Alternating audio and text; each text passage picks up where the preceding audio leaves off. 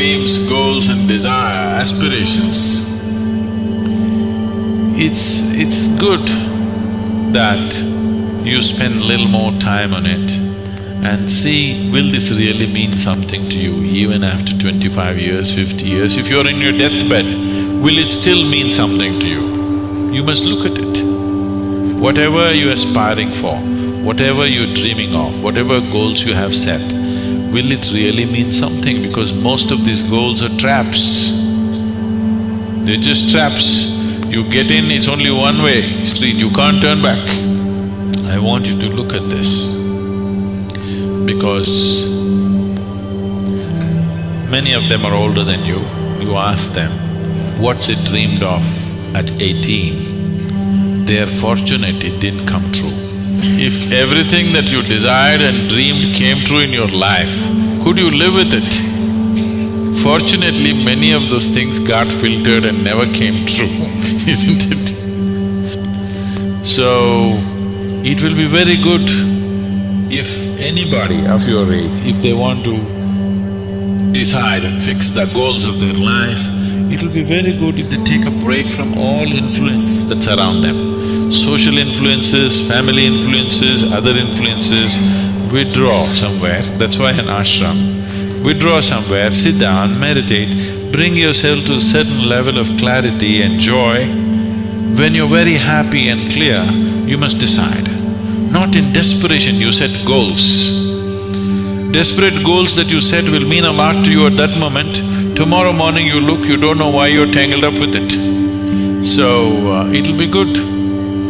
If you're fixing your life, it's best that you do it when you're very, very peaceful, happy and clear-headed, isn't it?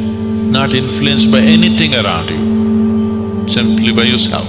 Sit and decide, what is it that you really want to become in your life? What is it that will be of enduring value for you, not for somebody else, for you? And you don't have to build a personality for that, you strive for that. The necessary persona will come. You must understand what a personality is. The word personality comes from the word persona. Persona means in Greek or in Latin, I'm sorry, is a mask. This is a mask that they used to use in old theaters. Now the same people will be playing many roles. Let's say Ramayana is happening. You have to play Rama's role also and Sita's role also and Lakshman's role also. For everything there's one mask. You hold this mask and speak like Rama, keep it down. Hold this mask and speak like Sita, keep it down. Hold this and speak like Hanuman and keep it down. This is how the plays were done. So it is those masks which were referred to as persona.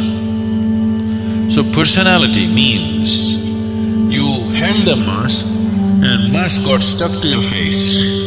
You couldn't pull it out. That means you have a personality.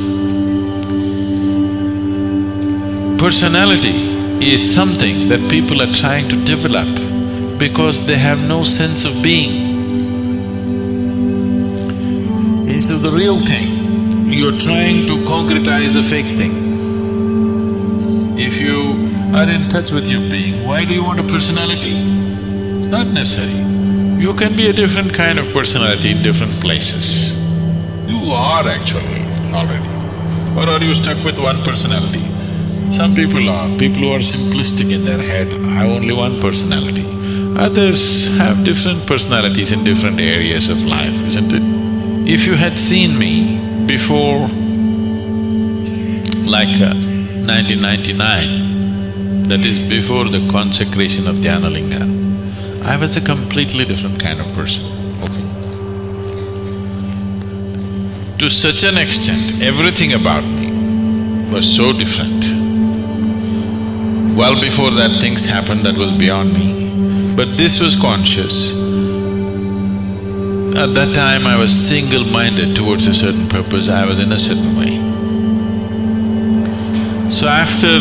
I never thought I will live beyond that, but somehow things happened. Then I thought, okay, now that the work is over, let me change my personality completely. To fulfill that, I had acquired a certain kind of personality. And now that it's over, I thought, let me change it. And I told people around me, see, I'm going to change my personality. Don't be shocked, I'm still the same guy.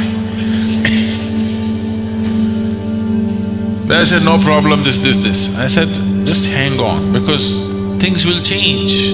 Everything about me will change, the way I operate will change, the way I speak will change, the way I dress will change, the way I do, everything will change. They said, no problem, we know you, we love you with this. I said, that's okay, hang on tight, because when things change, people fall off. Lot of people fell off because they couldn't believe. Where is that person that they knew? That person just evaporated, you know. This is a new person. They can't identify with this new person. I told them and changed. In spite of that, they fell off. So many of them. So many of them who were very dear to me and very close to me, they fell away because I changed so dramatically. And I told them I'm going to change because one phase of work is over, now it's time to change my personality. The way I look, the way I dress, the way I speak, the very way I am, everything about me. I even changed what food I like.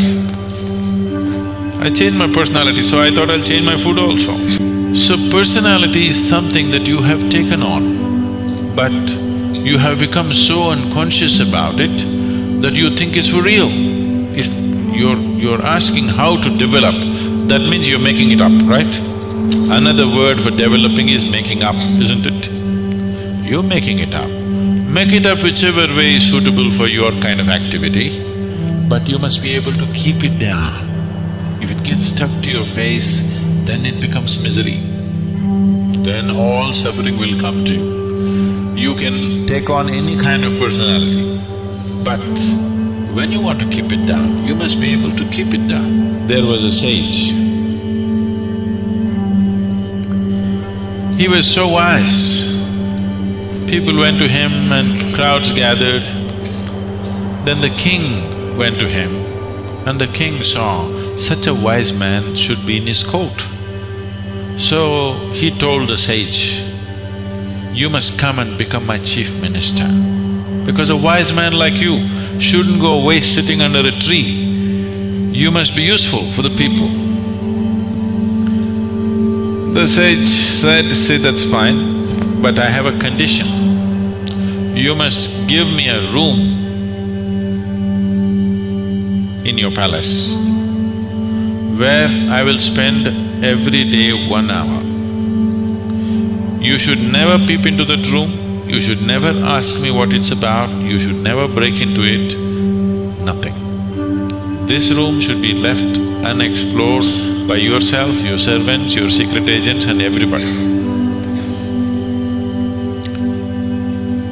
The king thought, that's not a problem. What's the problem with me? You want your room, why do I want to look into your room? Take it.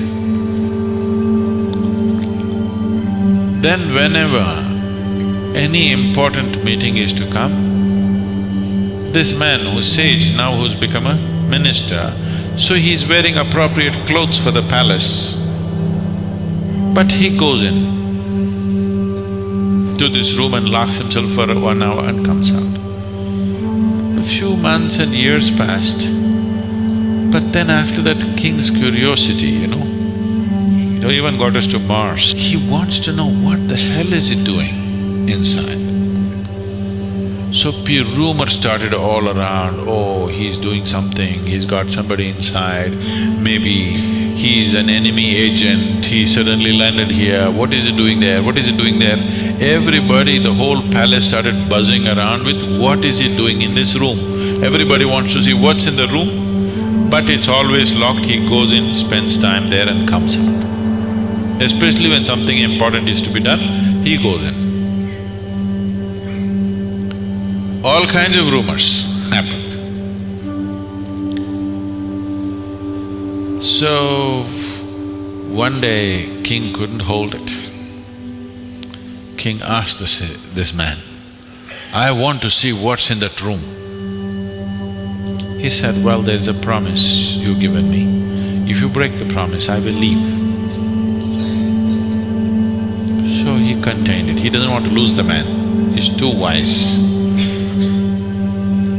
And then his other courtiers start talking, how can you allow this? We don't know what's happening inside. It could be dangerous, could be this, it could be that. One day when he was not there, they broke open the door and went inside. They looked around, the room is empty, no furniture, no nothing, just empty room. They looked, nothing. What does he do here? Then in one corner they saw very, worn-out clothing hanging there and a begging bowl. They went. They couldn't make out what this is.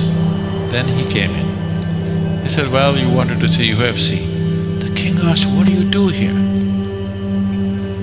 He said, whenever I want to make any important decision, I come here, wear my worn-out clothes and sit with a begging bowl clearly, that I don't want to be caught up with all the things of the palace. I want my wisdom not to be lost in these clothes and in this jewelry and in this stuff. So I come here, wear those clothes, sit with my begging bowl, make the decisions and then come out. Now you've broken the promise, and he left. So, this is what meditation is for you. Every day when you sit, you strip yourself down. You don't have to do anything about it. If you sit there simply, see, anything that's made up needs constant support from you, isn't it? See, suppose you tell a lie. It needs constant support to keep it up, isn't it? But if something is true, you can even forget it, but it's still there, isn't it? You understand what I'm saying? If something is true, even if you forget it, it's still there, no problem. But if it's a lie, you have to keep it up. Your personality is a lie. Your being, your existence is the truth. You don't have to keep this up. This will be anyway there. What you make up for the sake of the society, to function in the society, you need a certain kind of makeup. You must be able to keep it down. If you're going to bed fully made up, there's something wrong with you.